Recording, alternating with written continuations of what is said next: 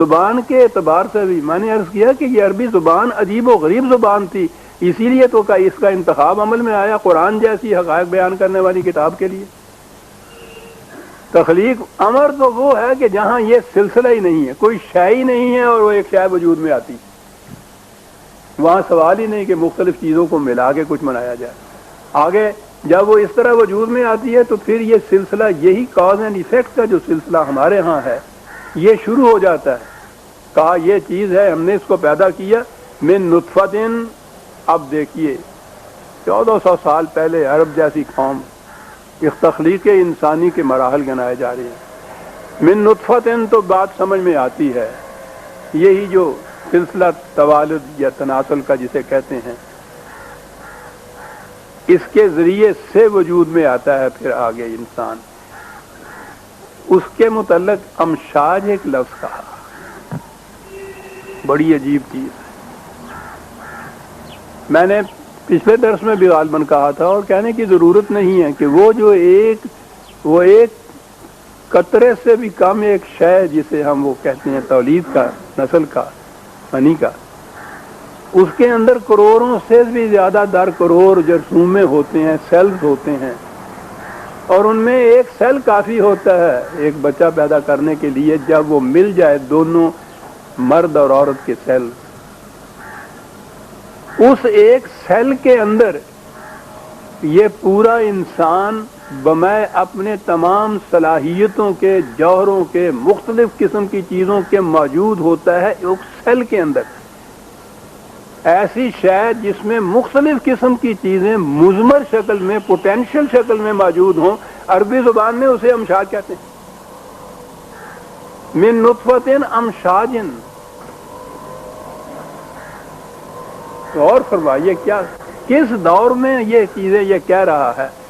انتہا درجے میں آج بھی سائنس جہاں تک پہنچی ہے وہ یہی چیز ہے، اور حیرت کدہ ہے سائنسدانوں کا جو مرکز ہوتا ہے کہ ہم سمجھ میں نہیں ہمارے آ سکتا کہ یہ وہ ایک جرثومہ جس کو نیکڈ آئی سے دیکھا نہیں جا سکتا، مائکروسکوپ سے دیکھا جا سکتا ہے صرف، اس کے اندر یہ تمام صلاحیتیں، جوہر، خصوصیات مختلف قسم کے، یہ سارے پوٹینشل فارم میں مضمر شکل کے اندر اس اتنے سے ذرے کے اندر کس طرح سے مضمر ہوتے ہیں، کس طرح سے ہوتے ہیں یہ تو ابھی کوئی بھی نہیں کہہ سکتا، لیکن قرآن نے یہ بتا دیا امشاج کے لفظ سے کہ اس کے اندر مختلف جوہر قسم کی خصوصیات اور جوہر اور مضمرات اس کے اندر مضمر شکل کے اندر ہوتے ہیں، پوٹینشل شکل کے اندر ہوتے ہیں۔ نبتلی ہے، کیا بات ہے۔ میں نے عرض کیا کہ ہمارے ہاں کے وہ عام ترجموں سے یہ بات کیا سمجھ میں آئے گی بات۔ بہرحال ترجمہ تو عام یہی ہوتا ہے کہ ہم نے وہ ملے ہوئے نطفے سے کیا اور وہ آسان سی بات کہہ دی، مرد اور عورت کا وہ جو ملتا ہے۔ امشاج میں یہ بات نہیں تھی، لیکن اگلی بات تو پھر سمجھ میں نہیں آتے۔ نبتلی کا ترجمہ ہم آزماتے ہیں اسے، یعنی کیا ربط ہے اس کے اندر، کیا توق ہے یہ کہ وہ ایک نطفہ ہے جس کے اندر یہ تمام مضمرات موجود ہیں، اس سے ہم نے انسان کو پیدا کیا، تو ابھی تو وہ رحم مادر کے اندر ایسی شکل ہے جب ابھی بچہ بھی نہیں بنا ہوا، ہم اسے آزماتے ہیں، کوئی ہے بات یہ ابتلا کے معنی آزمانا ہی غلط ہے۔ عجیب الفاظ ہیں، اور کیا بات ہے قرآن کے انتخاب کی۔ بلاؤن ہوتا ہے کسی شے کو گردشیں اس طرح سے دینا کہ جو چیزیں اس میں مضمر ہیں، پنہا ہیں، ان کی نمود ہو جائے۔ اب تو ہمارے ہاں یہ الفاظ جو ہیں اساطیر کہن ہو گئے، پرانے زمانے کی باتیں، ورنہ میں عرض کرتا کہ ایک دودھ ہوتا تھا، پھر دہی ہوتا تھا، پھر وہ بلونی ہوتی تھی، دودھ کو بلویا جاتا تھا، رڑ کیا جاتا تھی جنوب پنجاب سے، وہ سمجھے گا نا، وہ جو بلونی سے بلویا جاتا ہے اور جو اس وقت اس کیفیت ہوتی ہے اس دہی کی جو پھر لسی اندر ہوتی ہے، جس طرح سے وہ گردش کرتی ہے نا، اس کے لیے لفظ ہوتا ہے یہ بلا۔ اور وہ گردش کا ہونے کے بعد کیا ہوتا تھا، وہ جو اس دہی کے اندر یا دودھ کے اندر پنہا مکھن ہوتا تھا وہ اوپر آ جاتا تھا۔ اس سارے پروسیس کے لیے عربی زبان میں یہ لفظ آتا ہے۔ کیا قوم تھی یہ، حالانکہ ان کے ہاں یا وہ اونٹنی کا دودھ یا بھیڑوں کا دودھ ننگی نے نہاؤنا کی تے نچوڑنا کی، انہوں نے جماؤنا کی سی تے رڑکنا کی سی، لیکن الفاظ موجود تھے۔ اور کیا لفظ ہے، یہ پروسیس سائنس کی انتہا یہ کرتی ہے کہ یہ پروسیس جو ہے وہ مضمر یا پوٹینشیل چیز جو ہے ایکچولائز نمود میں اس طرح سے آتی ہے کہ اس میں کچھ گردشیں ہوتی ہیں، پہلو بدلتی ہے وہ چیز، اور پہلو بدلتے بدلتے اندر جو چیز مضمر ہوتی ہے وہ نمود اس کی ہو جاتی ہے۔ ایک لفظ اس کے لیے ہے، دونوں کے لیے ایک لفظ ابتلا۔ ہمارے یہاں ابتلا کا لفظ آزمائش میں ڈال دیا، ابتلا کے معنی آزمائش ہوتا ہے، ہم آزماتے ہیں۔ بات دوسری طرف نکل جائے گی، ایک تو خود خدا کے متعلق یہ کہنا کہ ہم آزماتے ہیں اس کو،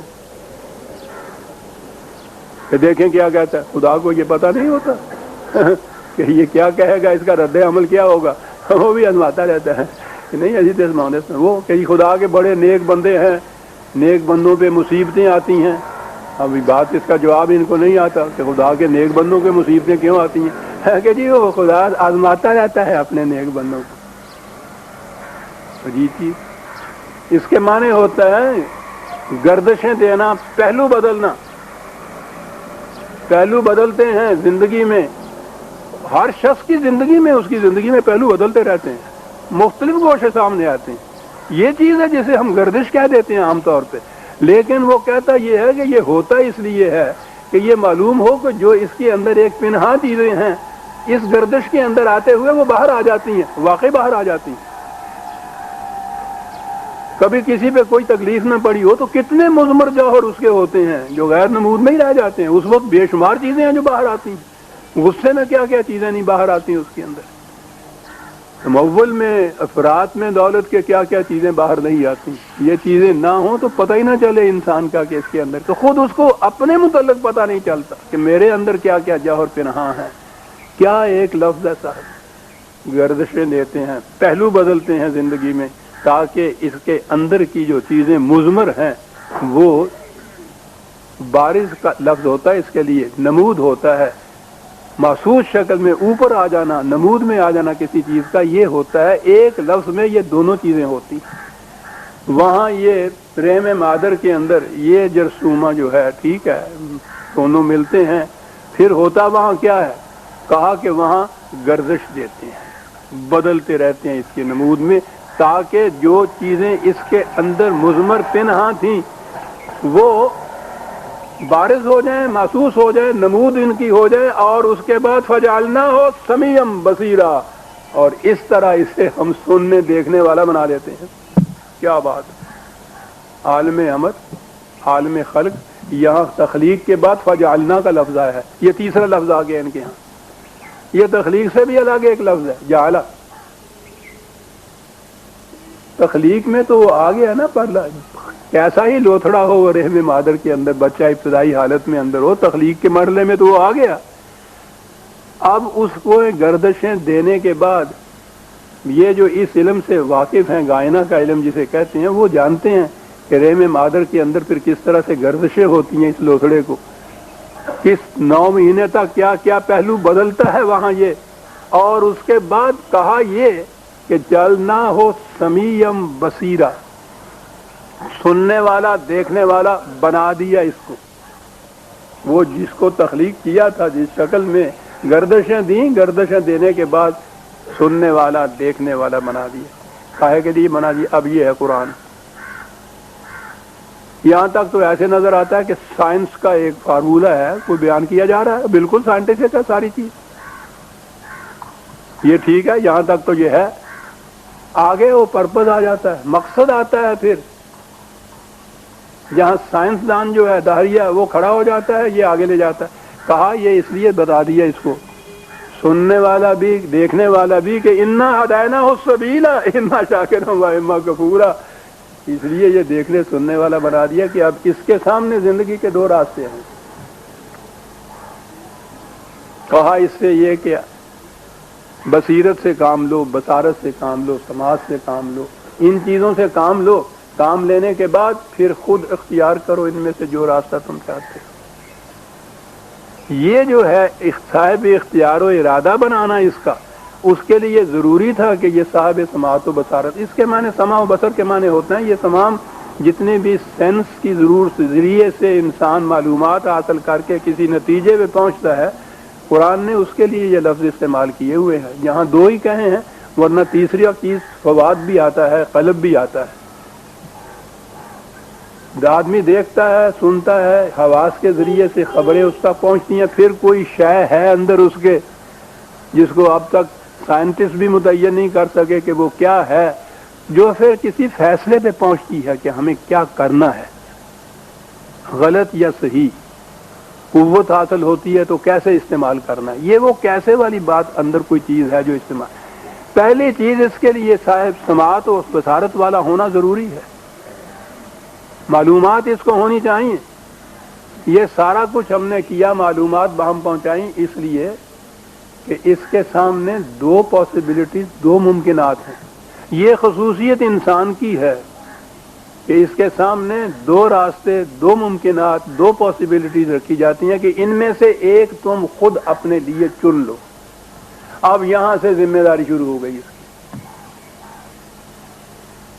حیوانات میں یہ بات نہیں ہوتی، ان کے سامنے دو راستے، دو ممکنات، دو راہیں انتخاب کے لیے نہیں ہوتی، ان میں انتخاب ہوتا ہی نہیں۔ بار بار جو میں عرض کر چکا ہوں، بکری کے لیے یہ انتخاب ہی نہیں ہے کہ وہ گوشت کھائے گی یا گھاس چرے گی، سوال ہی نہیں۔ بکری بیچاری تو یوں ہی مہمان سی ہوتی ہے۔ شیر کو یہ انتخاب کی قوت حاصل نہیں کہ وہ گوشت کھائے گا یا گھاس کھائے گا یا انگور کھائے گا، بھوکا مر جائے گا، انگوروں کو خوشے لڑک رہے ہوں گے، ادھر رخ بھی نہیں کرے گا۔ انتخاب نہیں اس کے لیے، جبلت ہے، مجبور ہے۔ جس راستے پہ چلنے کے لیے فطرت نے پیدا کر دیا، خدا نے پیدا کر دی، وہ مجبوراً اسی ایک راستے پہ چلا جاتا ہے، اس لیے وہ ذمہ دار نہیں ہوتا۔ سام ڈستا ہے تو اس پہ مقدمہ نہیں چلایا جاتا، اس کو پھانسی نہیں دی جاتی۔ ذمہ داری نہیں ہے، کیونکہ ذمہ داری ہوتی ہے جو خود انسان دو راستوں میں سے ایک کو اختیار کرے۔ اسے تو چھوڑ دیا انسان کی اوپر۔ اب یہاں تک ہم آ گئے۔ وہ وقت تھا کہ جب انسان وجود میں تھا ہی نہیں، ہم نے اس کو پیدا کیا۔ خلقہ کا لفظ ہے، تولید کا لفظ نہیں ہے۔ پیدا کیا اس من نطفۃ امشاج، اس سے پیدا کیا وہ ایک جرثومہ جس میں یہ سب مضمر جواہر موجود تھے۔ پھر اس کو گردش دی، پھر وہ سننے، دیکھنے، سمجھنے، سوچنے والا، یوں کہیے یہ بن گیا۔ اور یہ سارا اس لیے کہ اس کے بعد اس کے سامنے دو راستے ہم نے رکھ دیے اور اسے کہا کہ اپنے لیے اما شاکرم و اما کفورا۔ اب تمہارا جی چاہے تو یہ صحیح راستہ اختیار کرو، جی چاہے اس سے انکار کر کے غلط راستے کے اوپر چلے گا۔ یہ ہے تخلیق انسانی کے مراحل جو قرآن نے گرائے ہیں۔ اور میں نے کہا ہے نا کہ یہ ساری سائنس